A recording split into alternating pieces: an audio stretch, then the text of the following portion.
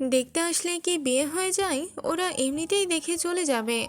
কিন্তু কিন্তু এই কথাটা বললেও সামান্য দেখতে আসা থেকে পুনমের বিয়েটাও হয়ে গেল।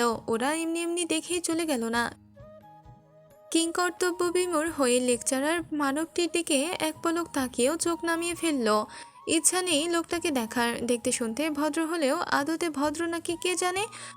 ভদ্র হলে তো একবার ওর মতামত নেওয়ার প্রয়োজন বোধ করতো নাকি? ওর পরিবার বাই কেমন, জানা নেই চেনা নেই পরিচয় নেই এমন একটা লোকের সাথে বিয়ে দিয়ে দিল। হয় নাকি সংসার এভাবে? কিভাবে সম্ভব? পুতুল খেলা মনে হয়। ঘুম থেকে উঠলাম, ধরলাম, রাঁধলাম, খেলাম, ঘুমিয়ে গেলাম, দিন শেষ। অতপর কাটিয়ে দিলাম জীবন। এইসব ভাবতেই যেন পুনমের ঝিনঝিনিয়ে বুক ব্যথা করছে। এই যে পুনমের পাশে পাথরের ন্যায় বসে থাকা নওশাদ বিন নাসির, পুনমের বড় ভাই প্রতীকের কলিগের শ্যালক। সপ্তাহখানেক আগে ঘরে এই নাম নিয়েই একটু গুঞ্জন উঠেছিল।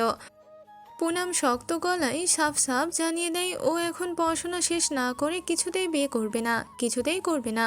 প্রতীকও তাই ইতিউতি করে। ছেলেটা ভালো, ভদ্র, শিক্ষিত। প্রীতমও তার তাল মেলায়।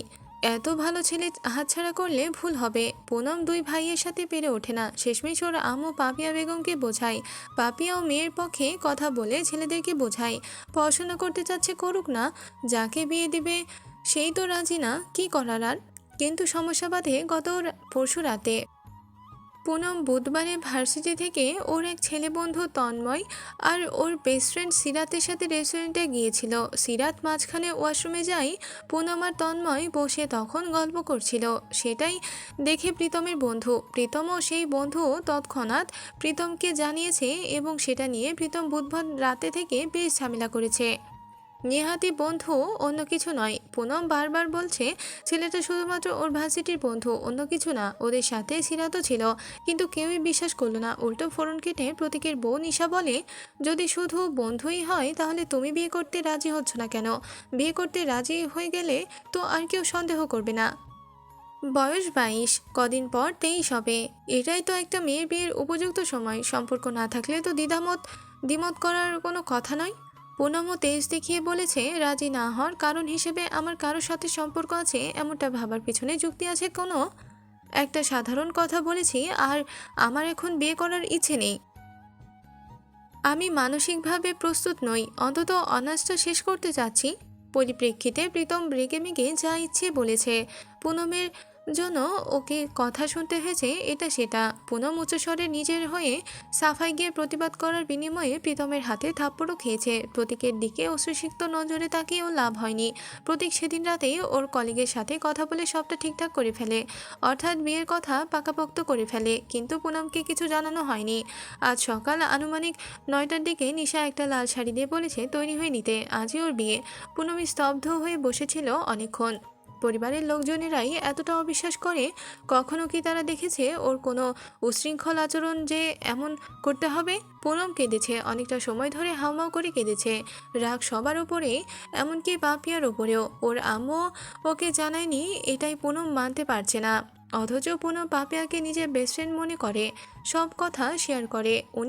উনি তো জানতো মেয়ের কোনো সম্পর্ক নেই, তাও ছোট ছেলের মিথ্যা অভিযোগ শুনে উনিও পাল্টি খেয়ে গেলেন কি করে?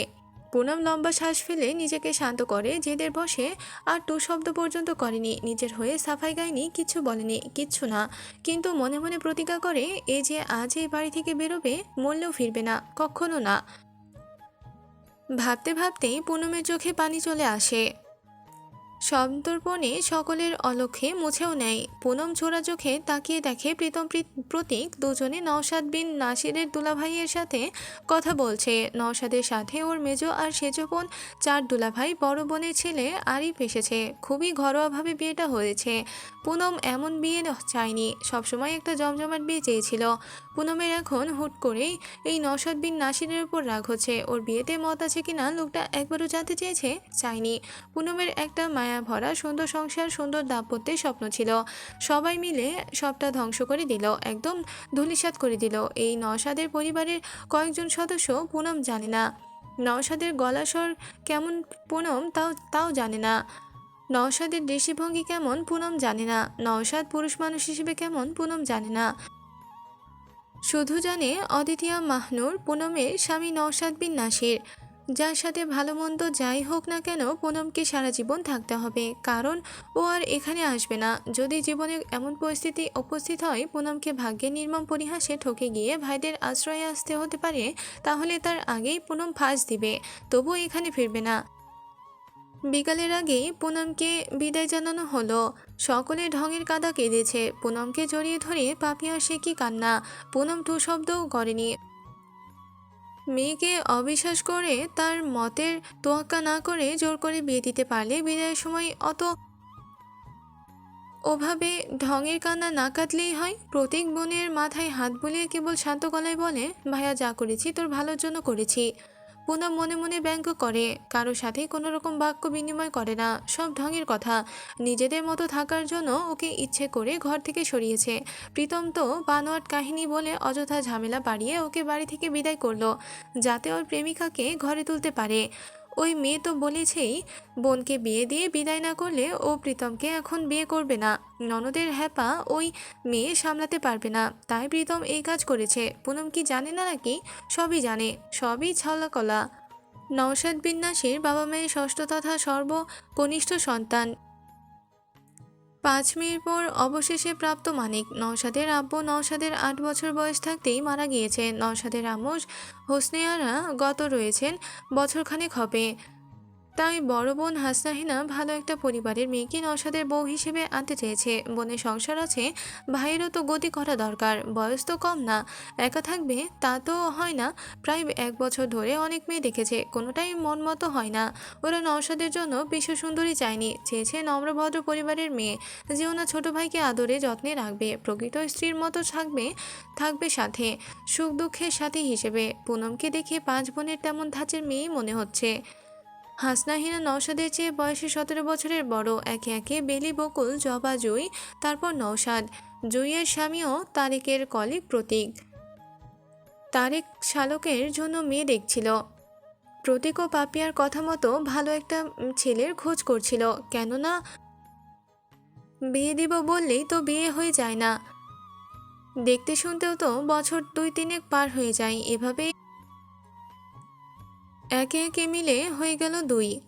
নওশাদ বউ নিয়ে এসেছে সন্ধ্যার দিকে, এখন সময়টা 8:30টার মতো। পুনম বিয়ের শাড়ি পাল্টে লাল রঙের সুতির শাড়ি পরে মাথায় ঘোমটা দিয়ে পুতুলের মতো বসে আছে। পুনমকে ঘিরে ওর ভাগ্নিরা বসা। পুনমের সমবয়সী বকুলের ছোট মেয়ে রুমঝুম কর গুনে গুনে বলছে, আমার বড় খালামণি মানে তোমার হাসনাহিনা আপার মেয়ে হলো ইসরাত আপু। আপু তোমার থেকে 3 বছরের বড়, আর আরফি ভাইয়া হলো মামার চাইতে 2 বছরের ছোট, সেই হিসেবে তোমার চেয়ে 6 বছরের বড়। পুনম ইসরাতের দিকে তাকিয়ে চোখ নামিয়ে নিল। রুমঝুম নিজের মতো বলতে লাগলো, বেলি খালামণি মানে তোমার বেলি আপার 3 ছেলে। মাহতাব ভাইয়া তোমার বড়, মাহাদি তোমার সমবয়সী, আর মুমিন তোমার ছোট। আমার আম্মু মানে তোমার বকুল আপার বড় মেয়ে হলো রিমি আপু, আর আপু তোমার চেয়ে 2 বছরের বড়, আর আমি ওনার ছোট মেয়ে হলাম আমি রুমঝুম। তুমি আর আমি সমবয়সী। জবা খালামণি মানে তোমার জবা আপার দুটো যমজ মেয়ে জেরিন জাইমা, ওরা তোমার চাইতে 2 বছরের ছোট, মানে ভার্সিটির প্রথম বর্ষে পড়ে। ওদের ভাই হলো জিশান, এসএসসি দিবে এবার। জুই খালামণির 2টো ছেলে, 1 মেয়ে। তাহিয়া ইন্টারে পড়ে। ছেলেদের মধ্যে বড়জন তিহান ক্লাস 6-এ পড়ে, আরেকজন তুহিন ক্লাস 4-এ পড়ে। ইসরাত পুনমের মুখ ভালো করে দেখে বলে, কিছু মনে আছে আদৌ তোমার? পুনম দুদিকে মাথা নাড়ায়। রিমি হেসে বলে, প্যারা নিও না, এগুলো ভাগিনা ভাগ্নি তোমার, দেখতে দেখতেই চিনে যাবে, নাম মুখস্থ করতে হবে না। রুমঝুম বাবু হয়ে বসে বলে, এত কষ্ট করে সব বললাম, অন্তত আম্মু খালামণির নাম মুখস্থ রাখো। পুনম মাথা কাত করে। জাইমা গালে হাত দিয়ে বলে, তুমি কি ইন্ট্রোভার্ট নাকি লজ্জা পাচ্ছ আমাদেরকে দেখে? পুনম জবাব দেয় না। জাইমা গালে হাত দিয়ে রেখেই বলে, আমি শুধু ভাবছি তুমি যদি সত্যি সত্যি ইন্ট্রোভার্ট হয়ে থাকো, তাহলে 2 ইন্ট্রোভার্টের সংসার ঠিক কেমন হবে? রিমি কপাল কুঁচকে বলে, আনইজি ফিল করো না প্লিজ, আমরাই হতে পারে ভাগ্নিরা তোমার চেয়ে বয়সে বড়, তবে তোমার ভাগ্নিরা খুব ভালো, অন্যান্য ভাগ্নিনের মতো কুটনামি কেউ করবে না। ইসরাত মজা করে বলে, আমরা বউটা ভালোই পেয়েছি, তাহলে কথাবার্তা কম বলে মুখ বুজে থাকবে। ছেলের জন্য তো এমন বই খুঁজেছিলাম। জাইমা পাশ থেকে গলার স্বর মোটা করে বলে, আমরা তোমার শাশুড়ি কিন্তু মেহনুর, মান্যগণ্য করবে। আমরাও তোমাকে ভালোবাসবো। তা কি যেন বলছিলে? জিভ দিয়ে ঠোঁট ভিজিয়ে বলে, ফুলের নামগুলোই কি আপাদের ভালো নাম? পুনমের ক্ষীণ কণ্ঠ, জি। ইসরাত বলে, একটা কথা বলি? পারমিশন নিচ্ছ কেন? বলে ফেলো। আসল শাশুড়ি ভাবছো নাকি? আমাদের তোমার শাশুড়ির মতো শেষ বছরে ছেলে জন্ম দেওয়ার মতো এনার্জি নেই। জাইমা বলে। ইসরাত এমন কথা বলাই ধমকে ওঠে। জাইমা মুখ কুঁচকে ফেলে। রুমঝুম পুনমকে বলে, তুমি বলো। পুনম সবার মুখ দেখে বলে, ছোট জনের নামটা শিমুল বা শাপলা রাখলেই তো পারতো। ইসরাত সরু চোখে তাকিয়ে বলে, মামার কথা বলছো? পুনম মাথা ঝাঁকায়। জেরিন মুখটা কেমন করে বলে, শেষ বয়সের লাঠি বংশের বাতির একটা জম্পেশ নাম লিখেছে। অবশ্য আম্মুদেরটাও খারাপ না, তবে মামার নাম শিমুল হলে পারফেক্ট হতো। 5 বোন চম্পা, আমি একাদরে নিরামিষ ভাই শিমুল। জাইমা হাসতে হাসতে বলে, শেষ বয়সের বাচ্চার নাম শাপলা হলেই ভালো হতো। জাতীয় ফুল শাপলা। ইসরাত চাপা স্বরে ধমক দিয়ে বলে, জেরিন, জাইমা, এভাবে বলতে নিষেধ করেছি না একবার? নানিকে নিয়ে মামাকে নিয়ে এসব কি কথা? জাইমা কপাল কুঁচকে বলে, ধুর, তোমাকে মাঝে মধ্যেই আমার মামার মতো লাগে। নানি তো ছেলের আশা করতে করতেই 5টা মেয়ে জন্ম দিয়েছে নাকি? দিলেও তোর কি? এভাবে বলবি না, ভালো দেখায় না। এই টোনে কথা বলাটা মামা ছাড়া আর কাউকে মানায় না। রিমি বলে, মামার সাথে ফাজলামো করো না মামি, সাবধান। রুমঝুম বলে, মামা একটা সাংঘাতিক মানুষ। আমরা সবাই, ইভেন আরফি ভাইয়া পর্যন্ত মামার হাতে চড় খেয়েছে। মামাকে দেখলে মনে হতে পারে খুব ঠান্ডা শীতল, কিন্তু তুমিও যদি এমন ভেবে থাকো তাহলে আজীবনে চরম বোকামি করবে। মামা ভীষণ রাগী, ভীষণ গরম একটা মানুষ। জেরিন তাল মিলিয়ে বলে, কথাই আছে না, মামার বাড়ি রসের হাড়ি। আমাদের জন্য হলো মামার বাড়ি মামার হাতে চরের বাড়ি। একটু এদিক ওদিক হলেই কান বরাবর একটা চর। তোমাদের বিয়ে তো এমনি কোনো অনুষ্ঠান ছাড়াই হয়েছে, গান বাজনা বাদ দিলাম। ইসরাত আপুর হলুদে বড় খালু কিছু বলেনি, কিন্তু মামা রাত 11:30টার পর আর গান চালাতে দেয়নি। এটা কোনো কথা?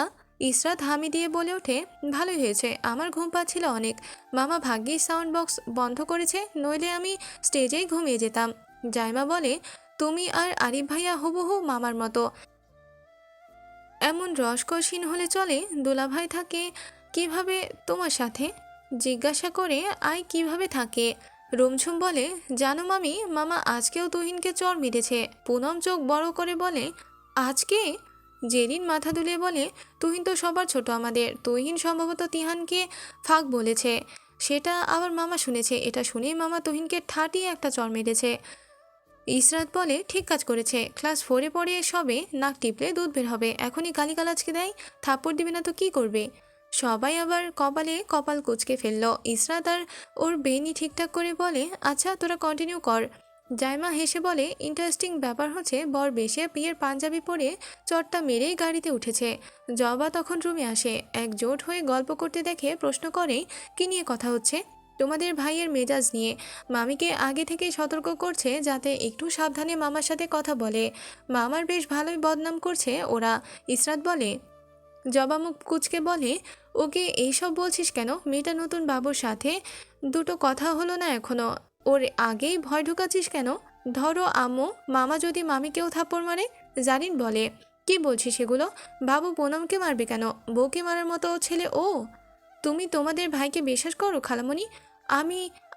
আমরা কেউ করি না। বলা নেই কওয়া নেই, কি থেকে গিয়ে মাই খেয়ে বসলাম। এটা কেমন কথা? আমাদের মধ্যে সবাই মামার হাতে স্পেশাল থাপ্পড় খেয়েছি। তোরা দোষ করিস বলেই চর খাস। বাবু মেজাজি ঠিক আছে, বাবুর মাথা গরম হতে পারে, তবে ও বদ মেজাজি না। ও কারণ ছাড়া কিচ্ছু করে না। ওর সামনে অযথা শয়তানি করিস কেন? তোদের তো 2-3 বার ওয়ার্নিং দিয়েছি। তারপরও সিধে না হলে চর দিবে না তো কি করবে? ও যা যা অপছন্দ করে তাই তাই করতে হয় তোদের না?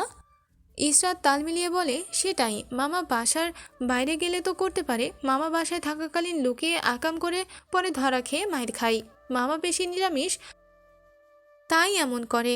তুমিও অমন নিরামিষ। দুলাভাইয়ের মনের অবস্থা কেমন জানো? জেরিন বলে। কেমন? ইসরাত ছোট চোখে তাকিয়ে বলে। আমি চিৎকার করে কাঁদিতে চাহিয়াও করিতে পারি না চিৎকার। ইসরাত জেরিনের মাথায় একটা গাঁট্টা মারে। এদের কাহিনী দেখে পুনমের মাথা ঘোরাচ্ছে রীতিমতো। জবা তাড়া দিয়ে বলে, আয় আয় খেতে আয়। পুনম তুমিও আসো। ইসরাত বিছানা থেকে নেমে বলে, আরিফ ভাইয়া মাহতাব ওরা কোথায়?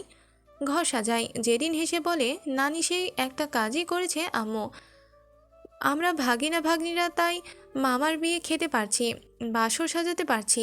জবা চোখ রাঙিয়ে ঘর থেকে বেরিয়ে গেল। পুনমকে ডাইনিং টেবিলে নেওয়া হলো। নওশাদ আগে থেকেই বসেছিল টেবিলে। পুনমকে ওর পাশে বসানো হলো। সবাই সুবোধ বালক বালিকা হয়ে রইল। এতক্ষণ লুকিয়ে পিঠ পিছে যে এত বদনাম করা হচ্ছিল তা দেখে বোঝার উপায় নেই। জুই খাবার শুরুর আগে শর্ত দিয়েছে নওশাদ বা পুনম কেউই নিজের হাতে খেতে পারবে না। পুনম নওশাদকে খাইয়ে দিবে, নওশাদ পুনমকে। নওশাদের মুখে হালকা বিরক্তি ছাপ, তবে অগ্রাহ্য করল না। পুনমকেও একরা সংকোচ নিয়ে নওশাদকে 2 লোকমা খাইয়ে দিল। তারপর যে যার মতো নিজের হাতেই খেলো। খাওয়া শেষ হতেই জেরিন আমতা আমতা করে বলল, মামা একটা ছবি তুলবো? তোল। নওশাদ হাতের ঘড়ি খুলে বলল, বলেছিলাম কি তোমাদের দুজনের একটা ছবি তুলবো। তোল। ভ্রুকুচকে বলে নওশাদ। মামির আরেকটু পাশে গিয়ে বসো, জাইমা বলে। নওশাদ বিনা বাক্যে পুনমের দিকে একটু চেপে বসে। ইসরাত বলে, মামির কাঁধে একটু হাত রাখো। নওশাদ ভ্রু আরও কুচকে গেল। জেরিন আমতা আমতা করে বলে, ছবিটা ভালো উঠতো তাহলে। নওশাদ বাম হাত আলতো করে পুনমের বাঁ কাঁধে রাখে। এতে পুনমের ডান বাহু নওশাদের বুকের সাথে লেগে থাকে। পুনম শক্ত হয়ে যায় যেন, মাথা নত করে ফেলে। আতরের মারাত্মক সুঘ্রাণ নাকে লাগে।